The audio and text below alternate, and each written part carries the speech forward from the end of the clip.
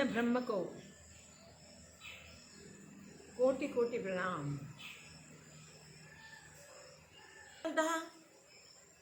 पुरुषार्थ के साथ जुड़ी हुई होती है, मगर पुरुषार्थ का सातत्य, इस पुरुषार्थ की कंटिन्यूटी, पुरुषार्थ में प्रबलता और पुरुषार्थ में सच्ची जागृति, उसका ध्यान साधक को रखना है। हम पुरुषार्थ करते हैं मगर कैसा करते हैं वो हमें खुद को ही पता चलता है। इसलिए खुद की ही जांच करें तो अपने पुरुषार्थ को, जिसके द्वारा अपने निज स्वरूप की स्थिति प्राप्त हो जाए, ऐसा पुरुषार्थ होना चाहिए। हम मांगते हैं भगवान से, मगर हम वो बात भूल जाते हैं कि वो तो हमारे तीनों काल के ज्ञाता हैं,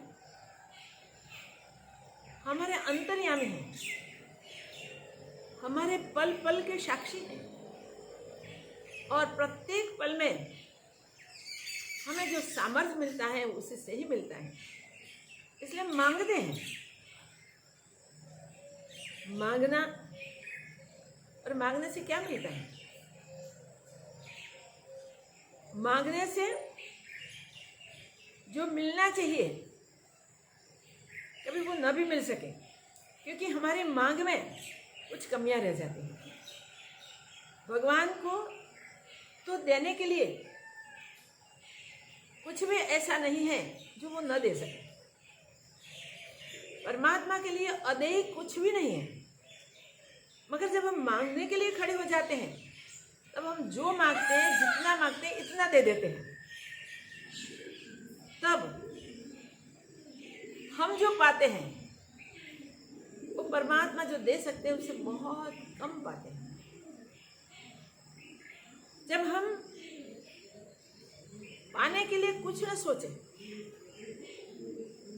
सिर्फ परमात्मा को लक्ष्य बना के अपना कल्याण उसके हाथ में सौंप के इससे अनन्यता से जुड़ जाएं। जब अनन्यता से जुड़ जाते हैं तब कब मिलेगा, कैसे मिलेगा, ये प्रश्न नहीं रहेंगे।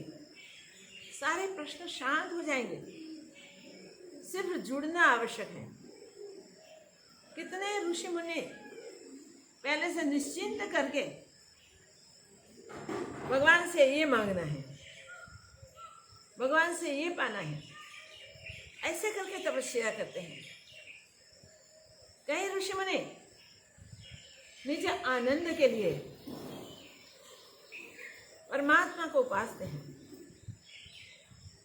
कई मुनि निसंकल्प होके परमात्मा के साथ एकता करते हैं। हम में उसमें से कौन श्रेष्ठ? श्रेष्ठ अश्रेष्ठ का कोई प्रश्न ही यहाँ नहीं रहता। मांगने वाले की मांग कैसी है वो देखना चाहिए, शरण होने वाले का निश्चय कैसा होना चाहिए वो देखना चाहिए। मगर हमने तो ये जीवन सौंप दिया, प्रभु आप जो चाहे वो कर लेना, आपको जो योग्य लगे वो ही करना। न हमारी मांग है न फरियाद है, जो आप देना चाहेंगे उसमें हम राजी हैं, ऐसा निश्चय करके जो शरण हो जाते हैं तो ये साधक के लिए साधना सरल हो जाते हैं। कम पुरुषार्थ में ज्यादा कुछ मिल जाता है, क्योंकि शरण होने वाले का अहंकार पहले से मिट जाता है, और जिसका अहंकार मिट जाता है उसे सर्वत्र सर्वव्यापी ब्रह्म की अनुभूति होती है। जो अनुभूति के लिए हमें इस अवसर मिला है, ये योग मिला है, ये हम पर कृपा हुई है। वृष्णि प्रजापति ने भगवान को पुत्र बनाने का निश्चय कर लिया, और तपश्चर्या शुरू की। कड़ी तपश्चर्या के बाद भगवान पधारे और मांगने के लिए बोला, मांगो, आपकी तपश्चर्या से हम प्रसन्न हैं। बस वही मांगे, प्रभु आप जैसा हमें पुत्र दीजिए, आप जैसा पुत्र हमें चाहिए। भगवान ने मुस्कुराते हुए कहा कि वृष्णि और प्रजापति, आप जो मांग रहे हैं वो इस संसार में मेरे सिवा और कुछ है नहीं, कहां से दूं? एक ही मांग थी, आप जैसा पुत्र। कभी कभी ऐसे ऋषि तप करते हैं, तब उस तपस्या करने की प्रेरणा देने वाले भी भगवान होते हैं।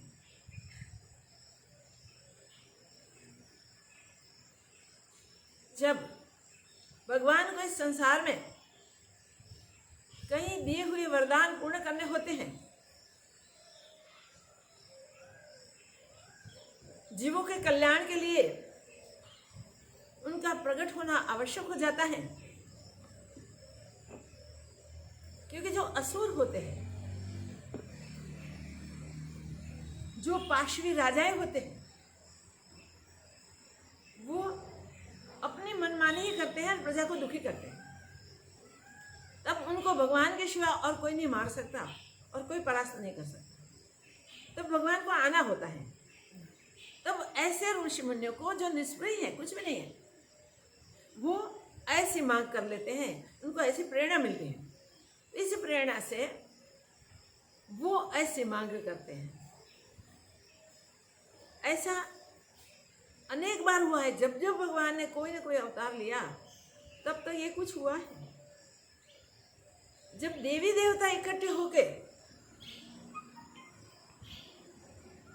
संसार के ओर देख के भगवान को प्रार्थना करते हैं, प्रभु आपका इस सृष्टि पे पधारना बहुत आवश्यक है। आप सृष्टि पे तन धर के पधारिए। तब जब उनकी आर्जव भक्ति होती है, आर्जव स्तुति होती है, आर्जव मांग होती है, तब भगवान उसे ठीक है, हम पुत्र देंगे, हमारा जैसा ही देंगे।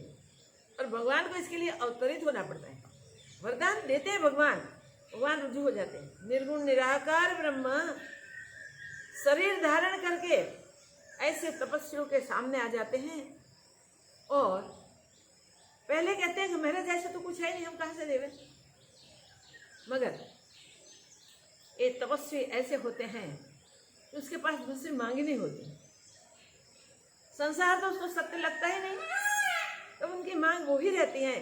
तब भगवान ऐसा वरदान दे देते हैं और बार बार अवतार धारण करके ये पृथ्वी का बोझ उतार देते हैं। तो दुष्टों का संहार भी करते हैं, साधु पुरुषों का रक्षण भी करते हैं और धर्म का स्थापन करते हैं। बार बार ऐसा होता है। बार बार भगवान सगुण साकार रूप धारण करते हैं और अपना निश्चित समय निश्चित करके आ जाते हैं और वो युग कार्य पूर्ण करते हमेशा हमेशा के लिए। जो अपने सही स्वरूप में स्थित हैं उसी में विलीन हो जाते हैं। लास्ट हम देख रहे थे, शिव जी के पास से शिलाद ऋषि ने वचन दिया और भगवान ने बोला कि तुम जो मांगते हो वैसा तो और कोई है नहीं। जो अयोनिज होवे ऐसा मृत्युलोक में कैसे संभवित है, और जो अमर होवे वो मृत्युलोक में कैसे संभवित है। मृत्युलोक नाम ही इसलिए है कि जो आते हैं वो मरते हैं और जो आते हैं वो पैदा होते हैं। माँ की कुख से आते हैं, कोई भी योनि, तो कहाँ से दिया जाए? जब शिलाद ने वही बोला कि प्रभु, जो पुत्र पाके मुझे या मेरे परिवारजनों को, मेरे पीड़ित में किसी को भी रोना पड़े, ऐसा पुत्र पाके मुझे क्या करना चाहिए? ऐसा पुत्र मुझे नहीं चाहिए, मगर पुत्र तो चाहिए, क्योंकि पुत्र न होवे तो पितरों का उद्धार न होवे, माता पिता की कैलाश में स्थिति न बने, पुत्र तो चाहिए, मगर अयोनिज चाहिए, जो प्रकट हुए स्वयंभू और जो अजर अमर हो। भगवान ने बोला ठीक है, जब आप ये मांगी है तो मैंने ब्रह्मा सहित जब सब देव पधारे थे और प्रार्थना की थी, तब उनको वचन दिया था कि मैं आऊंगा, तो ठीक है मैं आऊंगा तुम्हारे वहां। वैसा नहीं बताया कैसे आऊंगा, अयोनिज होके आना है और अमर होना है। देखो भगवान ने बताया कि कोई, जब पहले इसने इंद्र की उपासना की तब इंद्र ने ही बताया था कि भाई ब्रह्मा विष्णु भी एक दिन समय पूरा होते शरीर छोड़ देते हैं, मगर जब तुम रुद्र की उपासना करो तब शिव साक्षात ब्रह्म हो सकता है वो तुम्हारा वरदान पूर्ण कर सके। और इसी के अनुसार शिलाद ऋषि ने ये तपस्या की थी। परिणाम रूप भगवान वचन दे गए, तब से शिलाद ने भगवान को प्रकट करने के लिए एक महा उत्सव शुरू कर दिया, यज्ञ का एक बड़ा आरंभ कर दिया। और इस यज्ञ प्रांगण में भगवान रुद्र पधारे, बस वही स्वरूप जो शिव का स्वरूप है, वही बाल स्वरूप। देवी देवता सब उपस्थित हो गए, ब्रह्मा जी भी आ गए, विष्णु ब्रह्मा सहित सब ने, भगवान जब जब अवतरित होते हैं तब तक सब देवी देवता सबसे पहले ब्रह्मा प्रार्थना करते हैं, ब्रह्मा स्तुति करते हैं, बाद में सब देवी देवता ऋषि मुनि सब स्तुति करते हैं। यहाँ भगवान की दिव्य स्तुति हुई,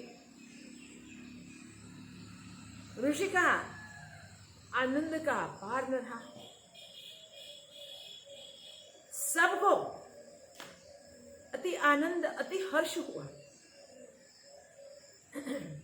सब पहचान गए कि भगवान शिव साक्षात है। और शिलाद ने उसी समय बोला, प्रभु आपने सबको आनंद दिया है, मुझे अपार आनंद दिया है, सबको भी अपार आनंद दिया है, इसलिए आपका नाम मैं नंदी रखूंगा। और हमने लास्ट कहा था कि नाम नंदी रख के नंदी को लेके अपनी झोपड़ी में गए, तो तपोवन था, वहां झोपड़ी हो महल न हो, वहां जाके उसने ही बड़े आनंद से अपने पुत्र का स्वागत किया और भगवान को प्रार्थना की, प्रभु आपने मुझ पर बड़ा अनुग्रह किया है कि आप मुझे पुत्र बने, मुझे पिता बनने का सौभाग्य दिया। थोड़ी देर में शिव जी ने छोटा बाल स्वरूप धारण कर लिया।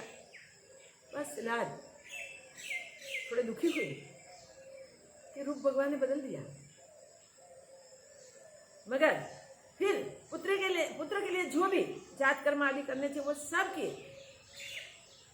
7 वर्ष की आयु में उन्होंने वेद वेदांग सारे पढ़ लिए, उन्होंने सारी शिक्षा प्राप्त कर ली, सब विद्याएं प्राप्त कर ली। और लास्ट बताया था वैसे, तब उन्हें एक ऋषि ने आके बताया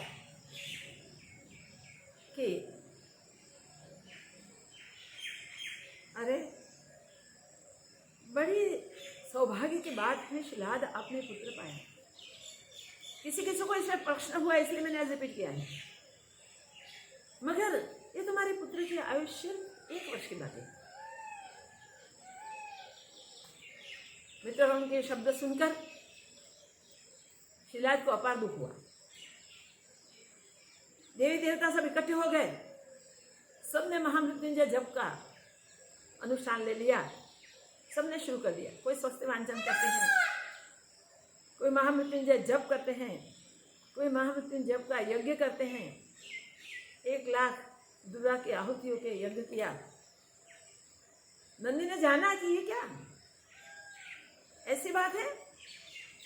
शिलाज को हुआ कि मैंने तो अयोनिज पुत्र मांगा है तो मुझे मिला, और मैंने अमर भी मांगा है, इसकी 1 साल की आयु बाकी, ये कैसे हो सकता है।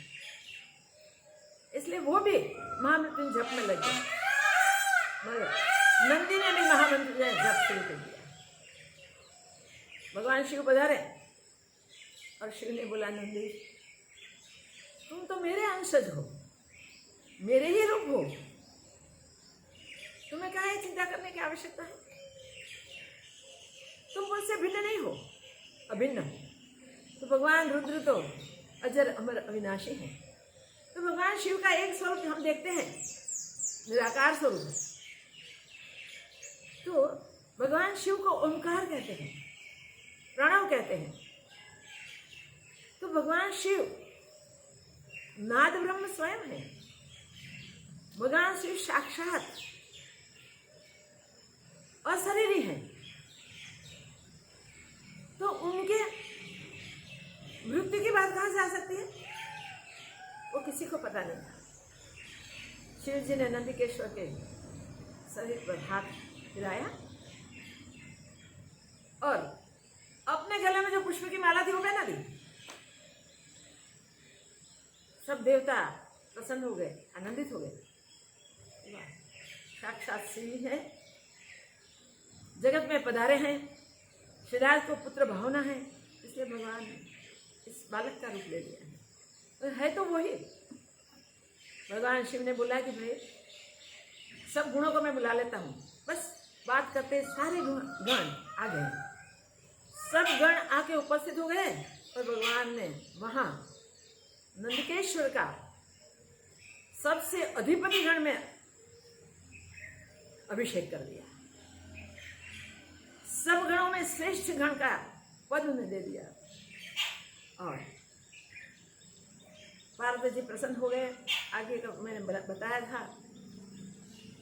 तो ये परमात्मा अयोनिज हैं, गर्भ में रहे नहीं है, साक्षात यज्ञ भूमि में, यज्ञ प्रांगण में प्रकट हुए हैं। और वो साक्षात शिव होने के कारण उसका अजर अमर अविनाशी रूप है। तो जो पुत्र मांगा था वही भगवान ने दिया था। किसी का प्रश्न था कि भगवान ने वरदान दिया फिर भी अल्पायु पुत्र दिया, नहीं। वो नंदिकेश्वर रूप के स्थापित होने के लिए 1 साल उनकी बाकी थी, वो बात थी। आगे नंदिकेश्वर अजर अमर अविनाशी ही नहीं। तो जो साधक साधना करे, परमात्मा के पास कुछ लेने की इच्छा करे, कुछ प्राप्त करने की इच्छा करे, उसकी मांग कैसी होनी चाहिए। हम जब प्रभु की प्रार्थना करते हैं तब जगत की क्षुल्लक चीजों की मांग करें तो योग्य नहीं है। ऐसी मांग होनी चाहिए जो मांग हमारा भी कल्याण कर सके और सबका कल्याण कर सके। वृष्णि प्रजापति भी देव की वसुदेव हुए, हम सब जानते हैं। वो पूर्ण ब्रह्म परमात्मा का ही स्वरूप चाहते थे पुत्र के रूप में, उन्होंने वो पाया। नंद यशोदा ने जो आनंद पाया था उसी से पाया था। देखिए उनकी मांग वही थी, प्रभु चाहिए, पुत्र रूप में प्रभु चाहिए। जब जब कोई ऋषि मुनि ने, जब जब कोई तपस्वियों ने परमात्मा स्वरूप की याचना की है, थोड़ा परमात्मा स्वरूप के साथ आनंद के लिए भाव किए हैं कि आनंद करना है प्रभु के साथ, तब ऐसे सगुण स्वरूप की प्राप्ति वो कर सकते हैं। परमात्मा के बाल स्वरूप के साथ रहकर आनंद करते हैं, और कोई बहुत तप करते हैं, बहुत तप करते, बहुत तप, और भगवान को प्रसन्न भी करते हैं, मगर यही एक मांग करते हैं, हम कभी किसी से मरे ही नहीं। ऐसा ही तो हो नहीं सकता मृत्युलोक में। रावण जैसे की मांग ऐसी हो गई तो क्या पूर्ण हो गए? जितने जितने असुरों ने ऐसी मांग की है, वो कोई मांग किसी की पूर्ण नहीं है। तो याद रखें, जगतिक मांग करेंगे तो जन्म मरण के चक्र नहीं छूटेंगे। हमें तो जन्म मरण के चक्र छोड़ने हैं। हमें जो प्रभु से मांग करनी है तो औरों के कल्याण के लिए जरूर मांग करें, जिससे हमारा तप, हमारी साधना और इन सब से बनता हुआ फल हम समर्पित कर दें, तो वो हम कर सकते हैं। चवन ऋषि, दृष्टांत तो बहुत है, मगर थोड़ी बात कर रहे हैं। तपस्या कर रहे थे अपने आश्रम में। तपस्या करते करते करते इतने वर्ष व्यतीत हुए, हजारों। उनके शरीर पे दीमकों ने राफड़ा बना दिया था। कई कीड़े रहते थे उसमें, चिटियां उसमें कुछ पाती थी, खाती थी, ऐसा भी करती थी। एक बार शरियाती राजा अपनी पुत्री सुकन्या को लेके मृगिया खेलने के लिए गए थे। बहुत तप के बाद उन्होंने एक ही पुत्री पाई थी, वो सुकन्या। उसको ऋषि के आश्रम में उनकी सहेलियों के साथ छोड़ के वो मृगिया खेलने के लिए चले गए। यहाँ आश्रम में घूमते घूमते फिरते फिरते सहेलियां खेलती खेलती एक मिट्टी का बड़ा ढेर था, वहां पहुंची। अच्छे से देख के देखा कि ये क्या, इस मिट्टी में कुछ चमक रहा है। चिटियों ने मिट्टी खोदते खोदते खोदते चरण ऋषि की आंखों के पास ये जगह खाली कर दी थी। तो दो मोती चमकते हुए वैसे चमकते दिखा। सुकन्या को ऐसा लग कोई मोती अच्छा इसमें से निकाल लेते, तो वो कांटे ले आई, उसमें डाला वो निकालने के लिए, उससे खून की धारा बही। बहुत पछताई, बहुत दुख हुआ, क्या करें। इतने में शरियाती के साथ जितने उनके साथी थे, राजा के साथ तो सब हुए, मृगिया खेलने के लिए, वो सबके यूरिन बंद हो गए। बड़ा अपराध हुआ, और अपराध के कारण वो शिक्षा वो अनजान लड़की के गुने से उनको हुई। शरियाती ने देखा क्या गुनाह हो गया हमारा, यहाँ क्या गलती हो गई। जब पुकारा बुलाए आए तो देखा तो उनकी ही पुत्री जाके हाथ जोड़ के कहती है, पिताजी ये गलती मुझसे हुई है। ये चमकते हुए बिंदु देख के, मोती देख के मैंने इसमें सुई डाली, कांटे डाले, इससे इसे खून की धारा बही। शरियाती ने फटाफट सारी मिट्टी हटा दी। अंदर से ऋषि, उन्होंने दंडवत प्रणाम करके क्षमा याचना की और कहा, भगवान अनजान में, अनसमझ में ये मेरी बेटी ने ही एक कृत्य किया है, उसे क्षमा कर दीजिए प्रभु।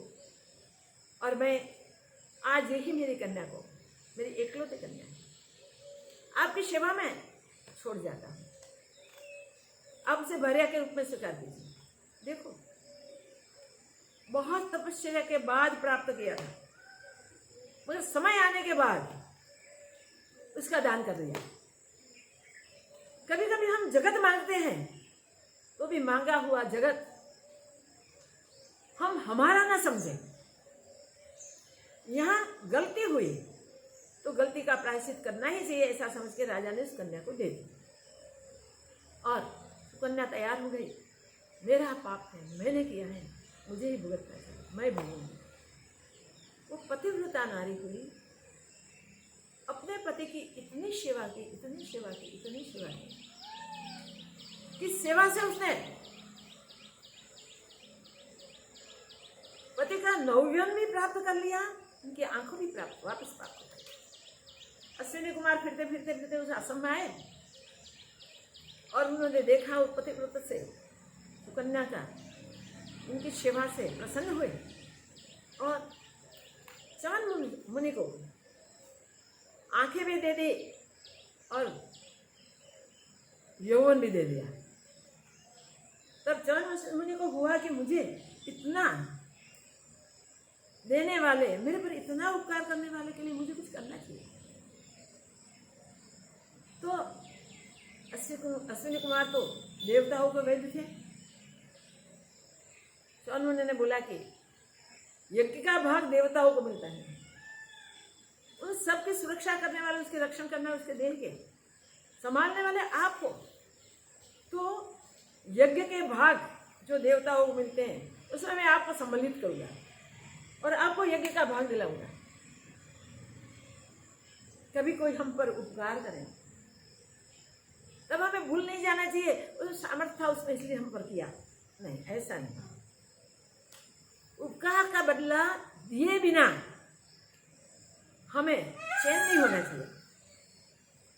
शास्त्र तो कहते हैं अपकार करने वालों पे भी उपकार करो, तो जो उपकार करे उसके लिए तो करना चाहिए। जो करे वो जितना उपकार हम पर हुआ है इससे कहीं गुना अधिक करें।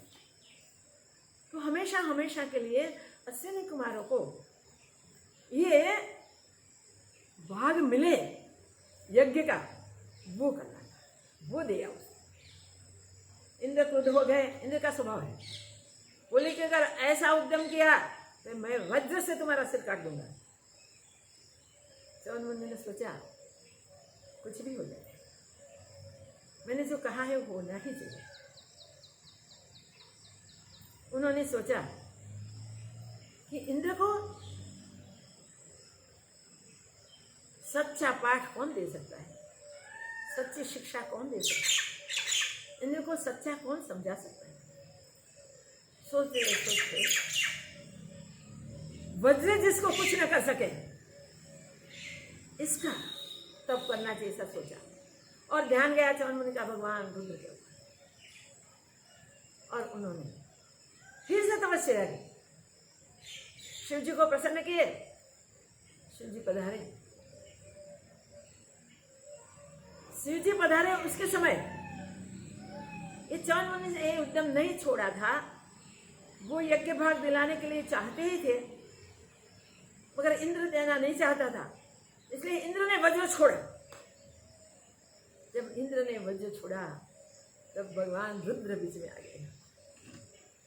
देखिए, जो निस्वार्थ कोई भी कार्य करता है, उपकार के ऊपर हुए उपकार से अनंत गुणे उपकार करने के लिए उद्यमशील होते हैं, उसके लिए भगवान हमेशा प्रकट ही रहते हैं, हमेशा उसकी सहाय होती है, हमेशा इसके लिए जो करना पड़े वो सब भगवान कर ही देते हैं। जिसने वैसा किया उसको क्या मिलता है? बिना मांगे सब कुछ मिलता है। मानव शरीर में आने के बाद परमात्मा को, सिर्फ परमात्मा को लक्ष्य बनाते हैं और कोई प्रकार से कोई चाह नहीं रखते, तो परमात्मा एन केन प्रकारेण उनकी उस मांग को पूर्ण करते हैं। उसके लिए हमें क्या करना चाहिए? हम देव मंदिरों में जाते हैं, तीर्थों में जाते हैं, जब तप करते हैं, यज्ञ यागादि करते हैं, जो सब कर्मों के लिए शास्त्रों ने आज्ञा की हुई करने चाहिए। मगर याद रखें, ये सब कर्म सकाम कर्म होने के कारण अपने निष्कलंक रूप को प्राप्त करने में लिए कोई बीच में बाधा आ सकती है। मगर जब कोई कामना ही नहीं है, परमात्मा स्वरूप की प्राप्ति का एक ही लक्ष्य है, अगर तो अपने निज स्वरूप को जानने का ही लक्ष्य है, तो हमें क्या करना चाहिए? जिसमें कोई परिश्रम नहीं करना पड़ता, जिसमें कोई भागा भागी नहीं करनी पड़ती, जिसमें सिर्फ अपने स्थान पे ही बैठ के अपनी ही मौज में स्थित रह के ये साधना कर लेनी चाहिए। इसके लिए महापुरुष हमारा मार्गदर्शन करते हैं, सत्य शास्त्र हमारा मार्गदर्शन करते हैं। सत्य शास्त्र परमात्मा के सत्य स्वरूप को बताते हैं और सत्य स्वरूप को बता के हमें सावधान करते हैं, हमें जागृत कर देते हैं कि भाई बाहर जाने से वृत्तियां बहिर्मुख रहेगी, और वृत्तियां बहिर्मुख होगी तो साधना का समय बहुत लंबा हो जाएगा और उसमें गिरने की संभावना भी रहती है। कहीं विश्वामित्र आदि ने बहुत तपस्या भी की है, अन्न जल छोड़ के भी तपस्या कई ऋषियों ने की है, मगर वहां कोई ऐसी बाधा आ जाए, ऐसा विघ्न आ जाए कि उस तपस्या से चलित हो जाए तो तपस्या का भंग हो जाए। मगर जब अंतर्मुख होके हम साधना करते हैं, अंतर्मुख होके हम परमात्मा को लक्ष्य बना देते हैं, तब अंतर्मुख वृत्ति अंतरस्थ परमात्मा को बहुत झड़प से प्राप्त कर लेते हैं। अंतर्मुख होना बहुत आवश्यक है। बाहर का कुछ भी प्राप्त कर लो, तब करके भगवान को भी प्रकट कर लो, चाहे मनवांछित इष्ट को हाजिर भी कर लो, मगर वहां मांग होते हैं। देने वाला और ग्रहणे वाला दो का भेद रहता है, अभेद स्वरूप की अनुभूति मुश्किल हो जाती है। तो याद रखें, जहां परिश्रम नहीं है, जहां दृश्यादिक के साथ प्रीत नहीं है, जहां सिर्फ एक परमात्मा की धारणा है जो उसका आत्मा है, अपने हृदय में है, अपने स्वरूप को ही नहीं पाया, नहीं जाना, तब तक परमात्मा कुछ दूर है ऐसे मानते हैं।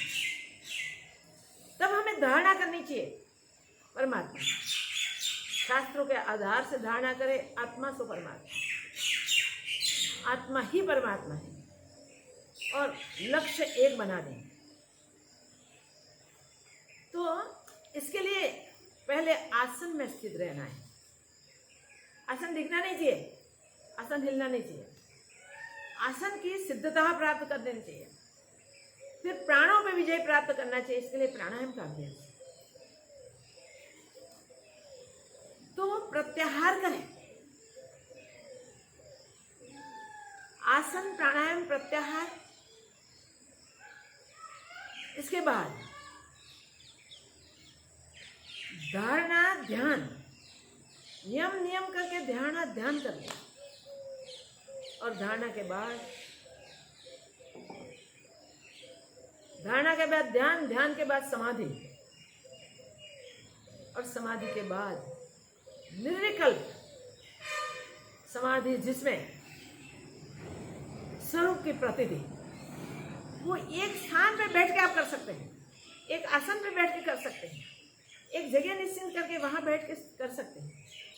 हम बैठे हैं वहां उस पूर्ण ब्रह्म परमात्मा की अनुभूति कर सकते हैं, उस स्वरूप की प्राप्ति कर सकते हैं। उस स्थिति में स्थित होके मनुष्य जन्म में जो करना था वो कर सकते हैं, प्राप्त कर सकते हैं। और इस सब में कम से कम समय चाहिए, समय भी ज्यादा न चाहिए। हम जो समय व्यतीत करते हैं, कहीं जन्मों तक साधना करते हैं, तब भी नहीं मिलता। वो सिर्फ ये जीवन में थोड़े ही समय में सावधान होके, एकाग्र होके परमात्मा को प्राप्त करने के लग जाते हैं, तब बाहर कहीं उसे ढूंढना ही नहीं पड़ता। वो अपने अंतर में ही, अंतर में उसकी अनुभूति हो जाती है। और वो अनुभूति को, वो दिव्य दृष्टि को विस्तार के जब आप अंतर में नक्सिक परमात्मा को देख लेते हो, रुए रुए दबकते हुए परमात्मा का अनुभव कर लेते हो, और जब आँख खोलते हो तब जहाँ दृष्टि जाती है वहाँ उसी की ही अनुभूति होती है। तो सर्वत्र सर्व में सदाकाल जो नित्य स्थित है, वो पूर्ण परमात्मा को, पूर्ण ब्रह्म को, जो अपना आपा है, अपना खुद का स्वरूप है, हमसे कभी वो भिन्न हुआ ही नहीं है। जड़ चेतन अवस्था में, कोई भी अवस्थाओं में हम जाएं, कोई भी योनि में जाएं, तो भी वो परमात्मा हमारे साथ है। हमसे दुनिया में हमसे हटके भी नहीं रहता, वो हमारे हृदय में ही स्थित है और निरंतर स्थित है। कभी भी वो नहीं है ऐसा अनुभव नहीं होगा। एक बार जान लो, एक बार पहचान लो, एक बार अंतर्मुख होके उसमें स्थिति कर लो, तो उसमें उस परमात्मा की अनुभूति के लिए, उस अपने दिव्य स्वरूप की प्राप्ति के लिए, उसके सिर्फ उसके साथ पहले उसे लक्ष्य बना दो, धारणा कर लो। पहले जो यम नियम आसन प्राणायाम आदि करना है, प्रत्याहार आदि, वो कर लो। वो करके आसन स्थिर करके फिर प्राणायाम का अभ्यास बढ़ते बढ़ते धारणा, और धारणा के बाद ध्यान, एक ही ध्यान, एक ही लक्ष्य। व्यवहारिक जगत में भी कोई भी चीज हासिल करनी है तो लक्ष्य एक बनाना पड़ता है। जब द्रोणाचार्य ने अपने शिष्यों की धनुर्विद्या की परीक्षा की, तब ज्यादा करके सब फेल हो गए। अर्जुन की बारी, अर्जुन को पूछा क्या दिखाई देता है?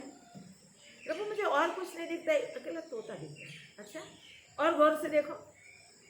हाँ प्रभु, अब मुझे सिर्फ उसका मस्तक दिखता है और अब सिर्फ उसकी आंखें दिखती हैं। बस चला दो बाण, हो गया लक्ष्य सिद्ध। कैसी भी चलित स्थिति में वो लक्ष्य सिद्ध हो सकता है। संसार चलता रहे हैं, तुम अचल रह के अपने लक्ष्य को सिद्ध कर सकते हो, प्राप्त कर सकते हो। उसे प्राप्त करने का समय मिला है तो बाह्य जगत में भी इतनी एकाग्रता करनी पड़ती है भाई। तो ऐसे अनंत ब्रह्मांड जिसके खाली स्फुरण से प्रकट हो गए हैं, जो अचल अजर अमर है, अविनाशी है, जो नित्य स्थिर है, स्थित है, उसको प्राप्त करने के लिए हमें स्थिरता तो प्राप्त करनी पड़ेगी। बस स्थिर होके उस आत्म स्वरूप को लक्ष्य बना के, उस ब्रह्म स्वरूप को लक्ष्य बना के हम उसकी धारणा करेंगे, और उसको प्राप्त करने के लिए हमारे पास जो समय है उसमें से कुछ समय निकालेंगे, उसकी धारणा से करके उसका ध्यान करेंगे। और ध्यान में जो भी समय हम निकाल सकते हैं, उसमें बाह्य शास्त्र आदि के अध्ययन से जो मिलता है, जरूर मिलता है, नहीं मिलता ऐसा नहीं, इससे अनेक गुना बेनिफिट हम प्राप्त कर सकते हैं। तो शास्त्रों का अध्ययन किया, शास्त्रों ने जो कहा उस सिद्धांतों को स्वीकार किया, महापुरुषों ने सत्संग किया, और सत्संग का भी जो सिद्धांत वचन है उसका स्वीकार किया। उस सिद्धांत वचनों को सिद्ध करने के लिए, अपने अनुभव में लाने के लिए हमें एकाग्र होना है, अंतर्मुख होना है, और अंतर्मुख के अपने लक्ष्य को सिद्ध करने के लिए दृढ़ निश्चय बनना है। जो ऐसे दृढ़ निश्चय हैं वो इनिशियली ध्यान धारणा से धीरे धीरे आगे बढ़ जाते हैं, और फिर अंतर्मुख, अंतर में अनुभूति की, तो फिर आंखें खोलते हैं तो बाहर भी उसी को ही पाते हैं, क्योंकि सब कुछ बन के वो ही चीज है। तो अंतर बाहर एक की अनुभूति हो जाएगी, पूर्ण साक्षात्कार हो जाएगा, और फिर और कोई शरीर में जाना नहीं होगा। तो याद रखें, शास्त्र भी सुनेंगे, सत्संग भी करेंगे, मगर उसमें से सिद्धांत पाके, जैसे मछली एक स्वाति नक्षत्र का एक बूंद पीछे चली जाती है समुद्र के पेटाल में, जब तक उसके उदर में मोती नहीं पकता तब तक बाहर नहीं आती। तो इस प्रकार हम मर्जीवा बनके मोती प्राप्त कर ले और मोती पका के प्राप्त कर ले। अपने ही भीतर, अपने ही अंदर वो मोती पकता है, उसे प्राप्त कर ले। बस भगवान मेरी सब पर कृपा करें और सबको ये सामर्थ्य दे जिससे आत्ममूर्ति सबके लिए सब प्राप्त कर। जय गुरु, कल्याण हो। सबको ये दिव्य अनुभूति करने का अवसर मिला है, इसलिए कभी अपने को न्यून न समझें, अपने को इसके काबिल ही समझें और उसके लग जाए, बराबर लग जाए और उस परमात्मा प्राप्ति करके ही छोड़ें। पुरुषार्थ करो, सफलता साथ में। बस कृपा कृपा कृपा बरस रही है चारों ओर। किसकी? स्वयं की कृपा स्वयंपन हो रही है। अनुभूति ही करने की देर है, परमात्मा की दया से हो जाएगी। करके रहो। जय गुरु, मंगल हो। ओम त्र्यंबकं यजामहे सुगंधिं पुष्टिवर्धनम् उर्वारुकमिव बन्धनान् मृत्युर्मुक्षीयमामृतात्। ओम त्र्यंबकं यजामहे सुगंधिं पुष्टिवर्धनम् उर्वारुकमिव बन्धनान् मृत्युर्मुक्षीयमामृतात्। ओम त्र्यंबकं यजामहे सुगंधिं पुष्टिवर्धनम् उर्वारुकमिव बन्धनान् मृत्युर्मुक्षीयमामृतात्। ओम त्र्यंबकं यजामहे सुगंधिं पुष्टिवर्धनम् उर्वारुकमिव बन्धनान् मृत्युर्मुक्षीयमामृतात्। ओम त्र्यंबकं यजामहे सुगंधिं पुष्टिवर्धनम् उर्वारुकमिव बन्धनान् मृत्युर्मुक्षीयमामृतात्। ओम त्र्यंबकं यजामहे सुगंधिं पुष्टिवर्धनम् उर्वारुकमिव बन्धनान् मृत्युर्मुक्षीयमामृतात्। ओम त्र्यंबकं यजामहे सुगंधिं पुष्टिवर्धनम् उर्वारुकमिव बन्धनान् मृत्युर्मुक्षीयमामृतात्। ओम त्र्यंबकं यजामहे सुगंधिं पुष्टिवर्धनम् उर्वारुकमिव बन्धनान् मृत्युर्मुक्षीयमामृतात्। ओम त्र्यंबकं यजामहे सुगंधिं पुष्टिवर्धनम् उर्वारुकमिव बन्धनान् मृत्युर्मुक्षीयमामृतात्। ओम त्र्यंबकं यजामहे सुगंधिं पुष्टिवर्धनम् उर्वारुकमिव बन्धनान् मृत्युर्मुक्षीयमामृतात्। ओम त्र्यंबकं यजामहे सुगंधिं पुष्टिवर्धनम् उर्वारुकमिव बन्धनान् मृत्युर्मुक्षीयमामृतात्। ओम त्र्यंबकं यजामहे सुगंधिं पुष्टिवर्धनम्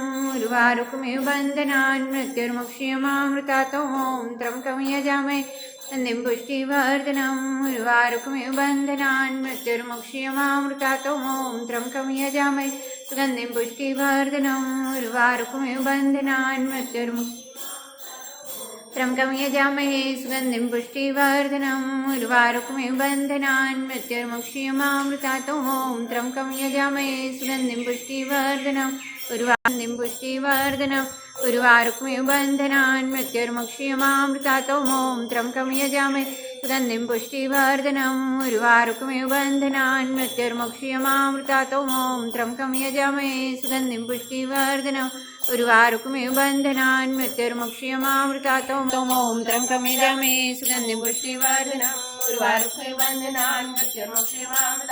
ओम त्र्यंबकं यजामहे सुगंधिं पुष्टिवर्धनम् उर्वारुकमिव बन्धनान् मृत्युर्मुक्षीयमामृतात्। ओम त्र्यंबकं यजामहे सुगंधिं पुष्टिवर्धनम् उर्वारुकमिव बन्धनान् मृत्युर्मुक्षीयमामृतात्। ओम त्र्यंबकं यजामहे सुगंधिं पुष्टिवर्धनम् उर्वारुकमिव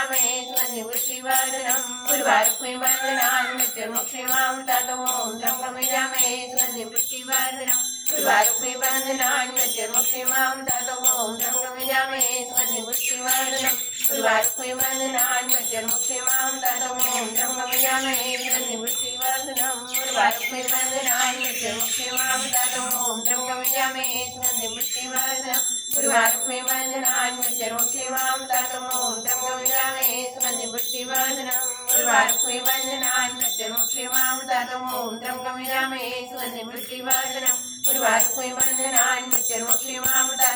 ओम त्र्यंबकं यजामहे सुगंधिं पुष्टिवर्धनम् उर्वारुकमिव बन्धनान् मृत्युर्मुक्षीयमामृतात्। ओम त्र्यंबकं यजामहे सुगंधिं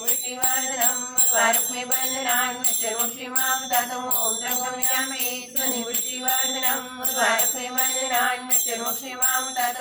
ओम त्र्यंबकं यजामहे सुगंधिं पुष्टिवर्धनम् उर्वारुकमिव बन्धनान् मृत्युर्मुक्षीयमामृतात्। ओम त्र्यंबकं यजामहे सुगंधिं पुष्टिवर्धनम् उर्वारुकमिव बन्धनान् मृत्युर्मुक्षीयमामृतात्। ओम त्र्यंबकं यजामहे सुगंधिं पुष्टिवर्धनम् उर्वारुकमिव बन्धनान् मृत्युर्मुक्षीयमामृतात्। ओम त्र्यंबकं यजामहे सुगंधिं पुष्टिवर्धनम् उर्वारुकमिव बन्धनान् मृत्युर्मुक्षीयमामृतात्। ओम त्र्यंबकं यजामहे सुगंधिं पुष्टिवर्धनम् उर्वारुकमिव बन्धनान् मृत्युर्मुक्षीयमामृतात्। ओम त्र्यंबकं यजामहे सुगंधिं पुष्टिवर्धनम् उर्वारुक्मे बन्धनान् मृत्युर्मुक्षीमां ततों द्रव्यमिजामहे सुगन्धिपुष्टिवर्धनम् उर्वारुक्मे बन्धनान् मृत्युर्मुक्षीमां ततों द्रव्यमिजामहे सुगन्धिपुष्टिवर्धनम् उर्वारुक्मे बन्धनान् मृत्युर्मुक्षीमां ततों द्रव्यमिजामहे सुगन्धिपुष्टिवर्धनम् उर्वारुक्मे बन्धनान् मृत्युर्मुक्षीमां ततों द्रव्यमिजामहे सुगन्धिपुष्टिवर्धनम् उर्वारुक्मे बन्धनान् मृत्युर्मुक्षीमां ततों द्रव्यमिजामहे सुगन्धिपुष्टिवर्धनम् उर्वारुक्मे बन्धनान् मृत्युर्मुक्षीमां ततों द्रव्यमिजामहे सुगन्धिपुष्टिवर्धनम् उर्वारुक्मे बन्धनान् मृत्युर्मुक्षीमां ततों द्रव्यमिजामहे सुगन्धिपुष्टिवर्धनम् उर्वारुक्मे बन्धनान् मृत्युर्मुक्षीमां ततों द्रव्यमिजामहे सुगन्धिपुष्टिवर्धनम् उर्वारुक्मे बन्धनान् मृत्युर्मुक्षीमां ततों द्रव्यमिजामहे सुगन्धिपुष्टिवर्धनम् उर्वारुक्मे बन्धनान् मृत्युर्मुक्षीमां ततों द्रव्यमिजामहे सुगन्धिपुष्टिवर्धनम् उर्वारुक्मे बन्धनान् मृत्युर्मुक्षीमां ततों द्रव्यमिजामहे सुगन्धिपुष्टिवर्धनम् उर्वारुक्मे बन्धनान् मृत्युर्मुक्षीमां